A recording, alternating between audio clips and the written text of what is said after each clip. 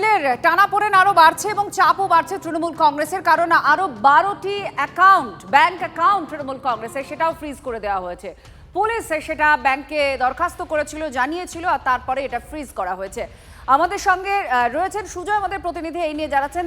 সুজয়, পুলিশের নজরে কি এমন এসেছে যে এই 12টা অ্যাকাউন্ট ফ্রিজ করার জন্য তারা ব্যাংকে বলল?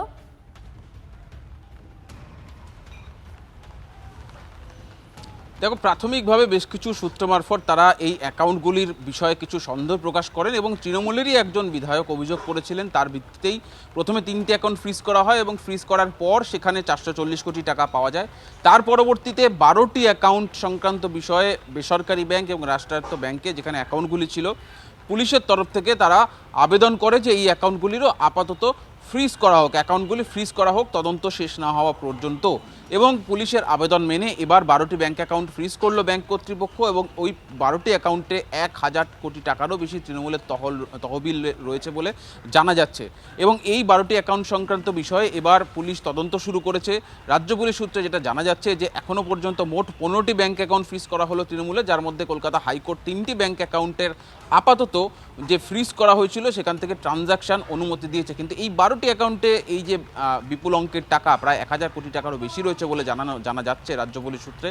সেই টাকার ইনকামিং সোর্স কি, অর্থাৎ স্টেটমেন্ট চাওয়া হয়েছে ব্যাংকের থেকে। 12টি অ্যাকাউন্টে স্টেটমেন্ট চাওয়া হয়েছে যে কোথা থেকে কোন কোন জায়গা থেকে এই ব্যাংক অ্যাকাউন্টে এই বিপুল পরিমাণ টাকা এসেছিল এবং সেই টাকা খরচ কোথায় করা হতো, সেই অ্যাকাউন্টগুলি কবে খোলা হয়েছিল, কেওয়াইসি কার নামে রয়েছে, চেক সাইনিং অথরিটি কার নামে রয়েছে, কারা কারা টাকা তুলতেন, এই সম্পর্কিত বিস্তারিত তথ্য।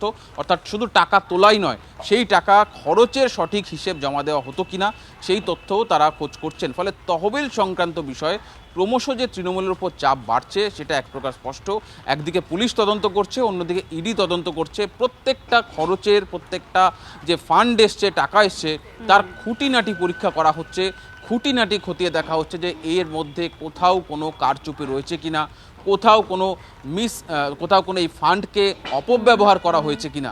তার কারণ ইতিমধ্যেই প্রাথমিকভাবে একটা সন্দেহ করা গিয়েছে, যেটা ইডির তদন্তে, যে এয়ারক্রাফট কেনা হয়েছিল তৃণমূলের ফান্ডের টাকায়, তার পরবর্তীতে হেলিকপ্টার কেনা হয়েছিল, আবার সেটাই তৃণমূলকে ভাড়া দেওয়া হচ্ছে। শিল্পমন্ত্রী তাপস রায় এই মুহূর্তে আমাদের সঙ্গে রয়েছেন, তার প্রতিক্রিয়া নেব। তাপসবাবু, কি বলবেন? অভিষেক বন্দ্যোপাধ্যায় সাইনিং অথরিটি এমন একটা অ্যাকাউন্টে 420 কোটি টাকা আছে যার জন্য ইডি তাকে ডেকে পাঠাতে পারে, এমনটা আমরা খবর পেয়েছি।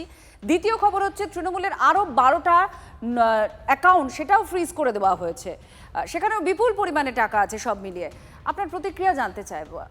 না, কত অ্যাকাউন্ট আর কত টাকা? এটা কোনো বড় মাপের কোনো ব্যবসায়িক সংস্থা নাকি কোনো রাজনৈতিক দল? আর একটা অ্যাকাউন্টে সাইনিং অথরিটি অভিষেক 420 কোটি টাকা,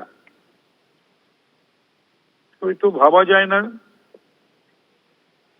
বুঝুক বাংলার মানুষ, 1, 2 বাংলার মানুষ কাদের এতদিন সমর্থন করেছে, ভোট দিয়েছে, সেটা বুঝুক। এরা মানুষের স্বার্থে কাজ করেছে না নিজেদের স্বার্থে কাজ করেছে, মানি মেনটেন করেছে, সেটা বুঝুক বাংলা।